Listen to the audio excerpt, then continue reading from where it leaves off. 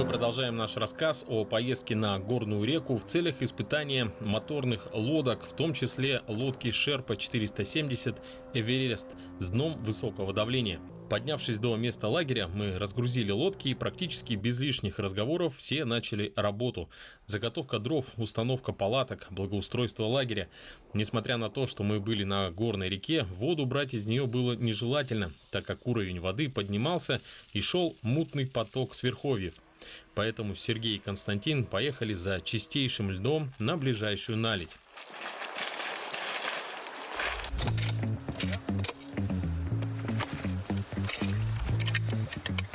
Опа!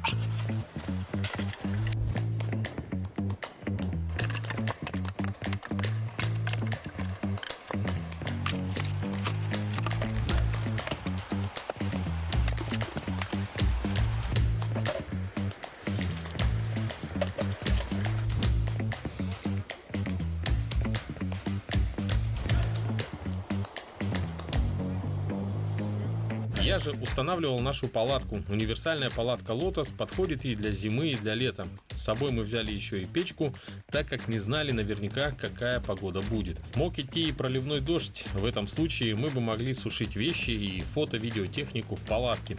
С погодой нам повезло, стояли солнечные дни, но ночами все равно становилось прохладно. Был смешной момент, когда я в первую ночь, перед тем как лечь спать, загрузил полную печку дров по зимней привычке. Сама печь длительного горения и дрова сначала просто тлели, но в момент, примерно часа через 2, мы проснулись от дикой жары. Пришлось открыть окна и дверь и охладить нашу палатку.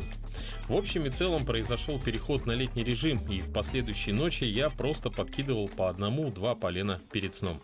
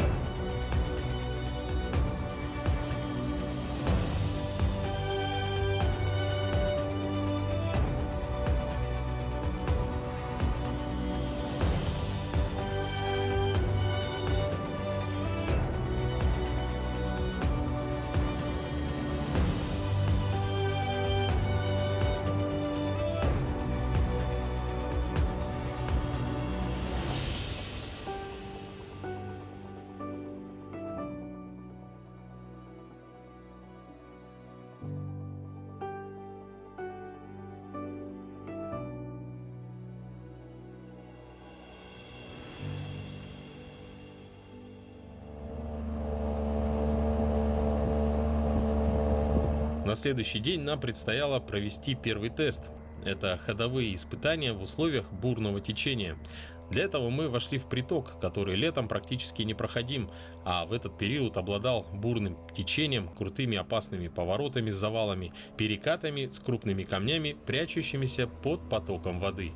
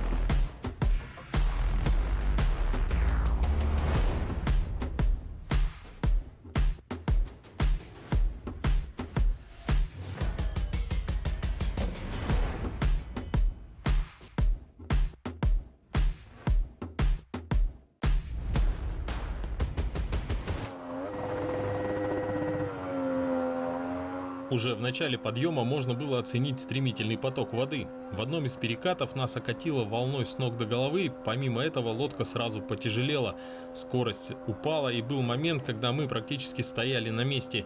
Взяв чуть левее и поймав мелководье, мы вышли снова на глиссер и дошли до ждущих нас парней.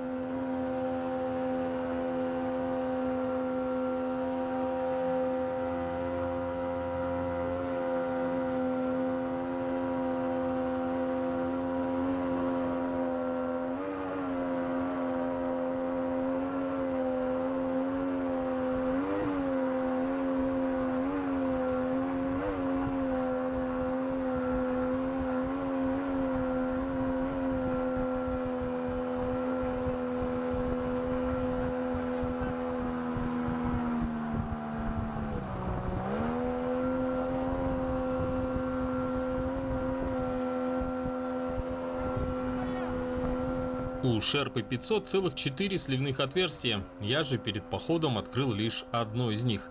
Но, как видите, зря, нужно было открыть все. Пока мы шли до остальных участников, в лодке плавали наши вещи.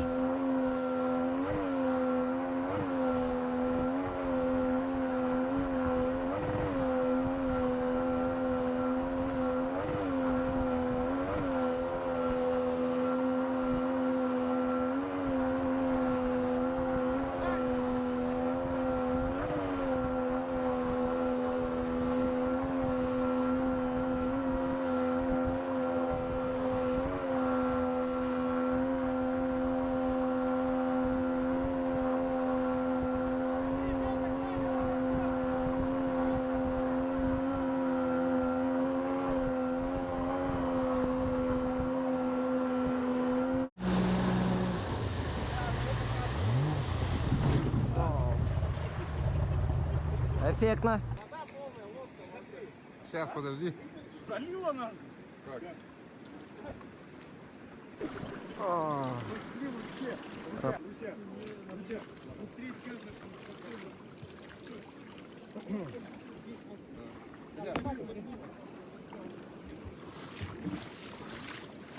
Вот так вот. А я взял только перед поездкой одно это открыл. Сливное, а тут 4. Одна открыта. Подними меня, пожалуйста.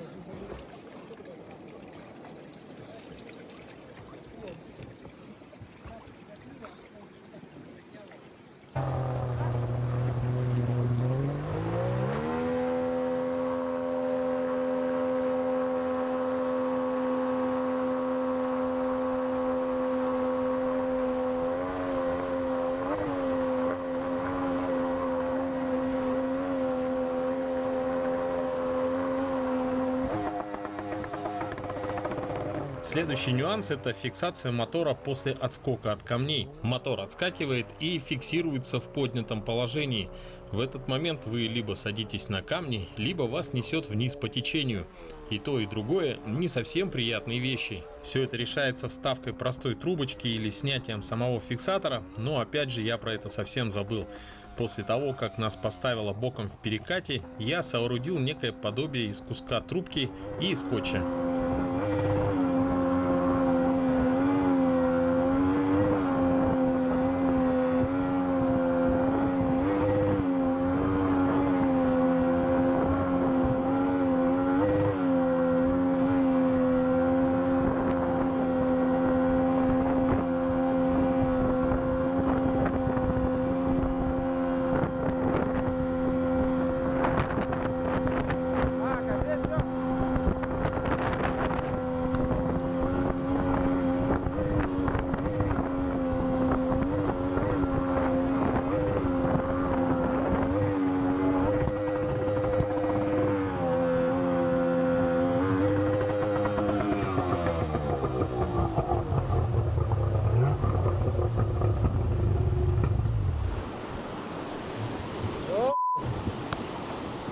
Дига.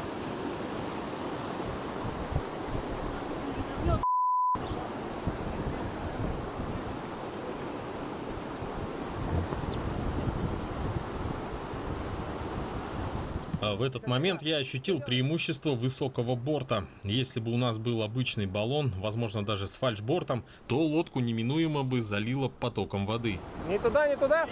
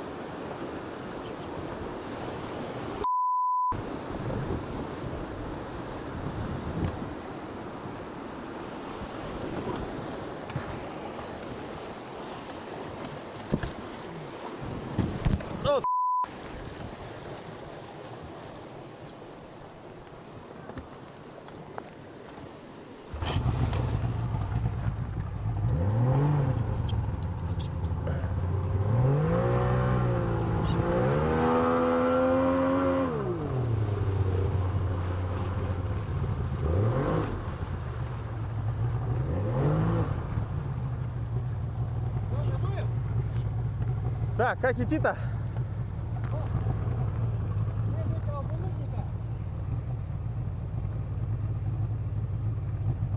Пробуй сейчас, давай. Прям по центру? Нет, по центру не надо, вот. От этого чуть левее. Который торчит? Да.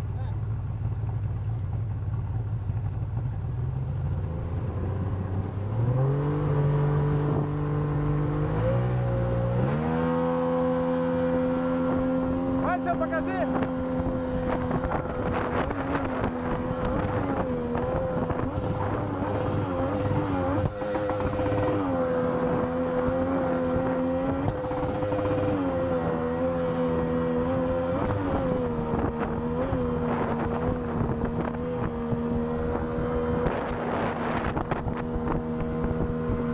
Впереди еще были километры пути, а еще нужно было возвращаться назад. Поэтому, как только мы остановились, как я уже говорил, из куска трубки и скотча я сделал импровизированный антистопор.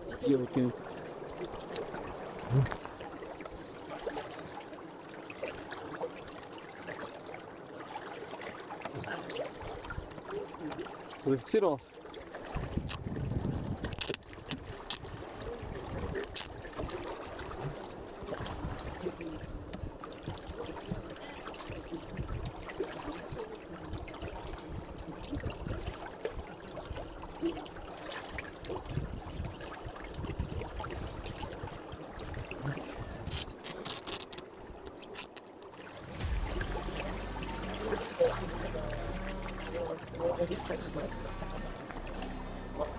Проверка.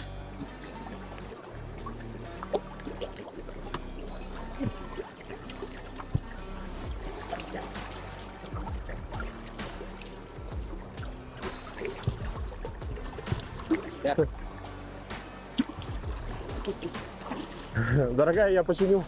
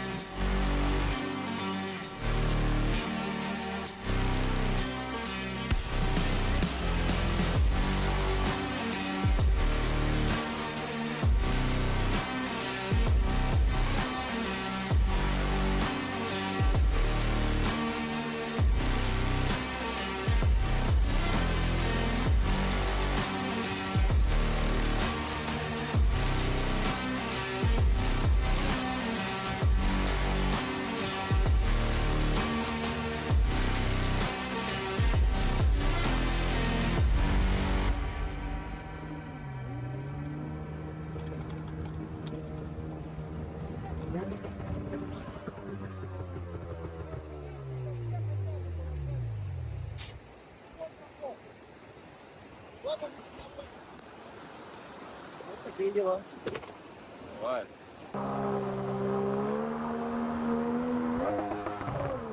Надо также добавить, что до той остановки, на которой мы избавились от стопора, мы поднимались в полный газ. Эта привычка осталась со вчерашнего дня, когда мы шли груженными лодками. Сейчас же, когда лодка полупустая, оптимально подниматься в полгаза, а то и ниже. Тут есть несомненные плюсы. Больше времени на выбор правильного пути, экономия топлива и ниже скорость удара мотором в случае, если пропустил камень.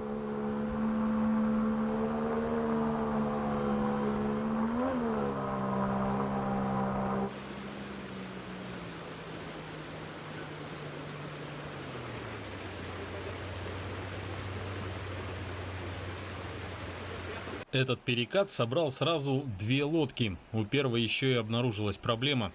Перед этим они прошли по кустам и намотали их на импеллер. Для очистки им необходимо было снять интейк.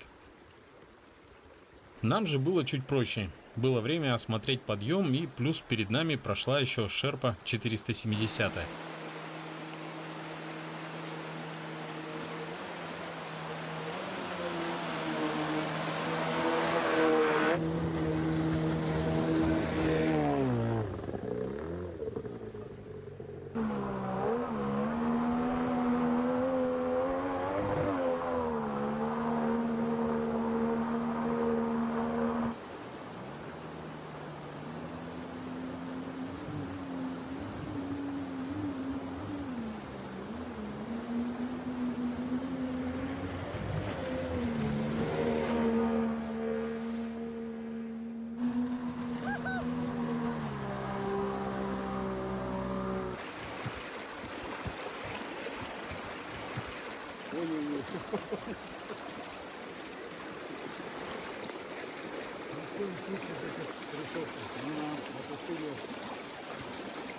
Евгений, закончив очистку импеллера, тоже решил пройти этот порог.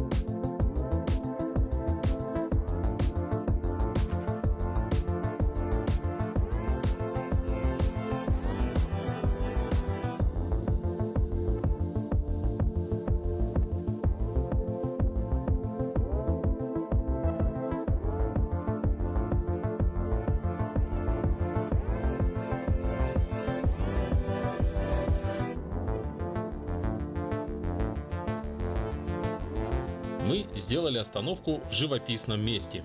На противоположном берегу над потоком чистой воды возвышались скалы. Открывался завораживающий вид на еще заснеженные горы. Воздух был чистым и свежим, а из звуков было только журчание горной реки.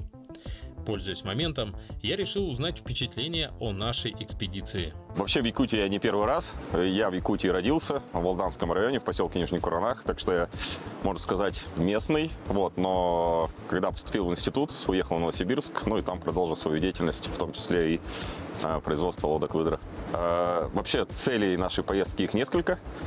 Первое, действительно, мы сделали новинку, новую модель, лодка Шерпа с рабочим названием Шерпа Эверест. Про Шерпу многие люди, которые увлекаются водометной темой, уже знают. Это лодка с плоскими вертикальными бортами. И мы провели некоторую модификацию. Мы добавили жесткое дно высокого давления, мы добавили переборки высокого давления в баллоны и приехали сюда, чтобы протестировать эту новинку, протестировать эти изменения. А кроме того, мы здесь в экспедиции на нескольких лодках, на выдрах. 5 лодок у нас, и мы хотим посмотреть, собрать обратную связь от пользователей наших лодок, потому что с нами ходят опытные водометчики, которые уже много-много-много лет этим занимаются. Вот, и они дают обратную связь, мы эту обратную связь собираем, и с той целью, чтобы сделать наши лодки лучше, чтобы их совершенствовать, чтобы исправить какие-то недочеты, которые, конечно же, есть. Вот цели такие. Ну, и еще одна цель, просто посмотреть на такие красоты. Впечатления самые-самые шикарные. Вот. Во-первых, да, природа, это родная для меня природа, и это важно. Очень повезло нам с погодой, судя по всему, потому что тепло, комаров нет, это тоже немаловажно, меня очень любят комары. Вот. Кроме того, много сняли здесь контента, прям много фотографий, много видео, много всяких интересных разговоров. Планируем еще взять интервью у пользователей тоже лодок. Вот.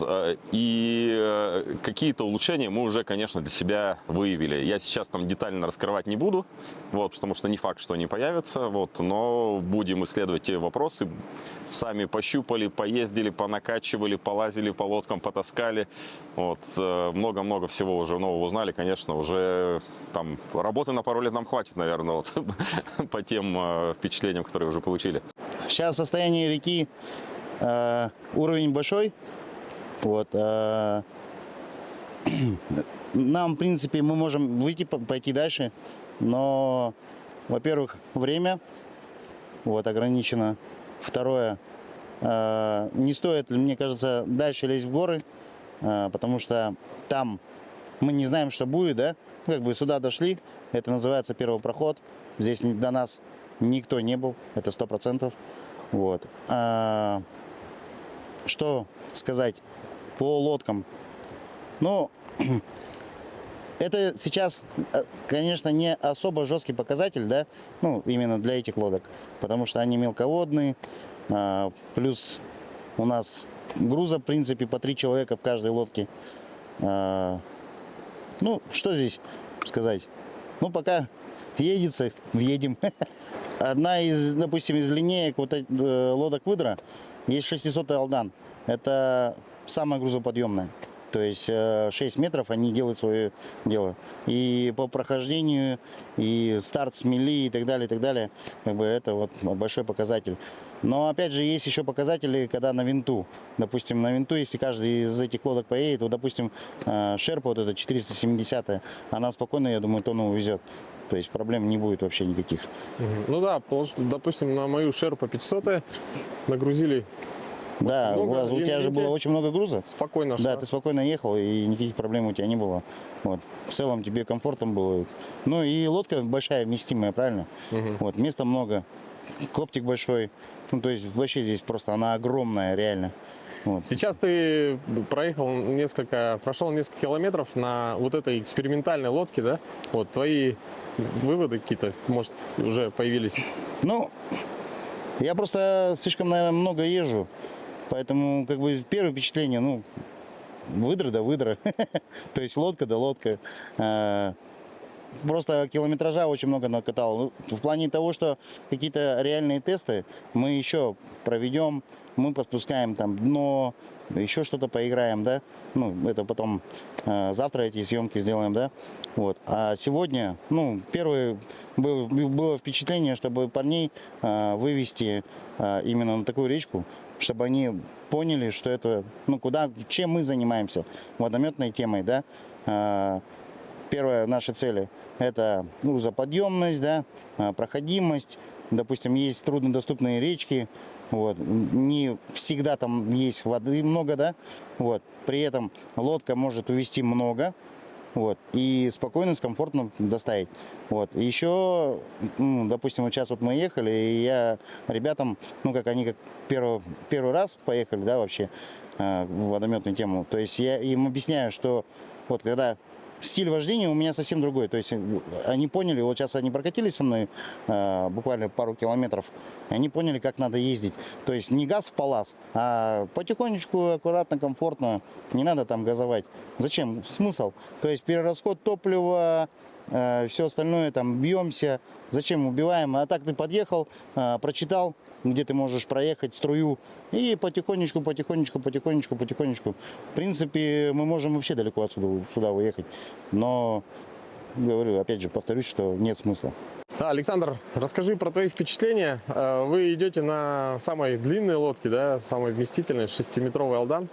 Вот, Да, все правильно. Лодка Алдан пользуемся уже порядка 4 лет. Лодкой довольны. Свои задачи выполняет максимально эффективно, как говорится. И преимущество ее, важное преимущество с нашими дальними поездками – это ее грузоподъемность. Потому что грузов всегда приходится брать много, и она с этими задачами справляется просто на ура, как говорится. Единственный момент, у нее скорость чуть медленнее, но не критично. То есть в целом здоровская модель. Мы очень счастливы и довольны. И сегодня, оказавшись в таких прекрасных местах, с такой шикарной компанией, я готов хоть на Северный полюс. На воде очень много моментов, связанных с расстановкой груза, например, либо регулировкой наклона мотора. Тут нюансов много, и в данном случае практикуем, экспериментируем, пробуем.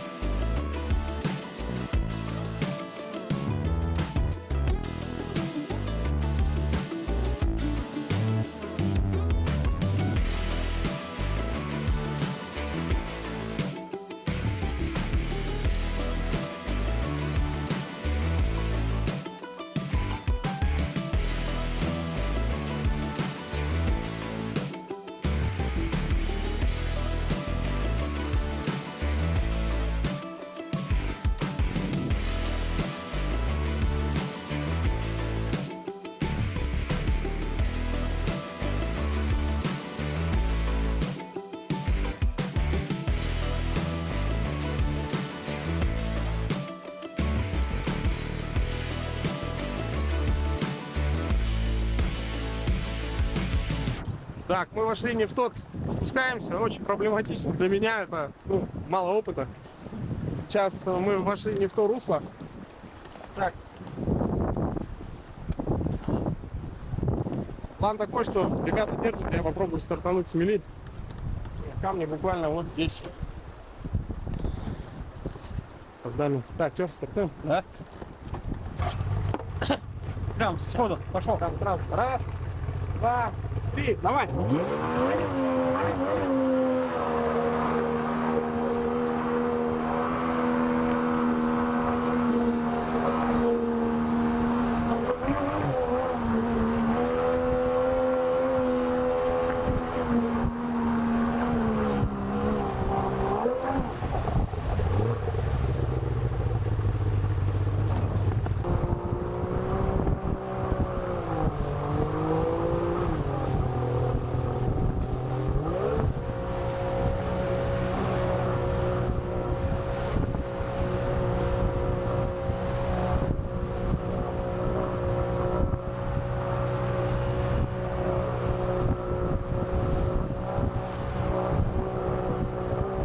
Жестко вообще. Спуск это что-то. Еще и оказывается мы первопроходцы здесь. Ну то есть в этой реке бывает либо воды очень мало, либо зима. Поэтому какой-то вот момент такой, что много воды здесь. И нам удалось подняться даже до наледи. Очень красиво. Но, как видите, спуск мне сложно дается. Ну, у меня в прошлом году я, по-моему, даже на водомете особо не ездил. Ну, на горной реке. В основном так, на винте. Так что, у меня сейчас адреналин адреналин зашкаливает. Так, мы сейчас ждем ребят, чтобы продолжить путь. Непонятно. Нужен впереди более опытный водометчик, который будет показывать дорогу.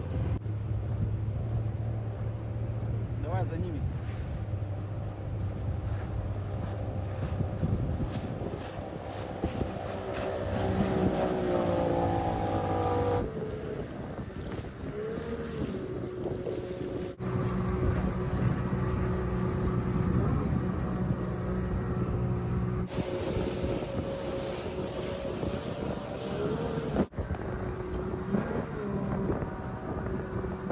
Хоть мы и пошли следом за другой лодкой, но это не уберегло нас от очень опасного момента.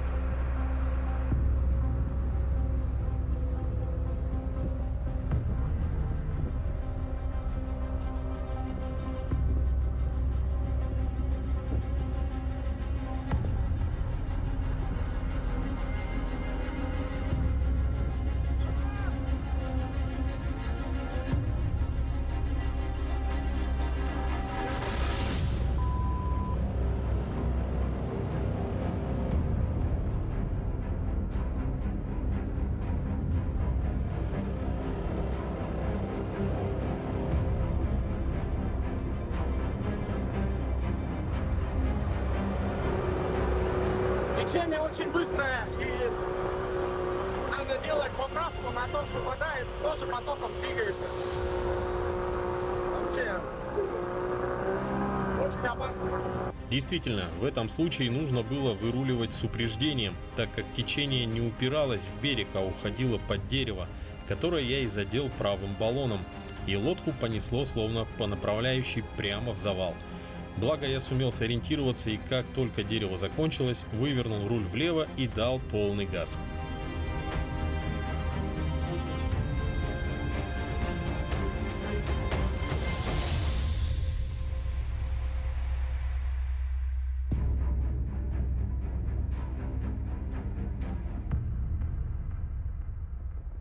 Вот такой насыщенный день у нас получился. Но в следующем выпуске мы будем тестировать лодки под разной загрузкой. А на тестовой модели Sherpa 470 Everest спустим дно и основные баллоны и посмотрим, что будет происходить на воде. Следите за нашими выпусками. Это был проект «Испытано на себе».